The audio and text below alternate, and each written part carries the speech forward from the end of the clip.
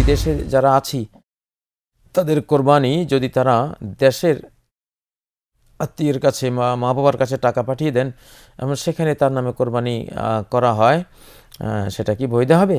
হ্যাঁ, আপনি পৃথিবীর যেখানে থাকুন না কেন, আপনি না হয় চাঁদের দেশেই থাকুন না কেন, আপনার নামে যদি এই পৃথিবীর কোথাও কেউ কোরবানি করে, সেটা আপনার নির্দেশে হোক বা আপনার নির্দেশ ছাড়াই হোক, কোরবানি আপনার পক্ষ থেকে করলে এটা সহি হয়ে যাবে ইনশাআল্লাহ, এতে কোনো সমস্যা নেই। কারণ নবী সাল্লাল্লাহু আলাইহি সাল্লাম তো জিন্দা মুর্দার সকল উম্মতের পক্ষ থেকে কোরবানি করেছেন।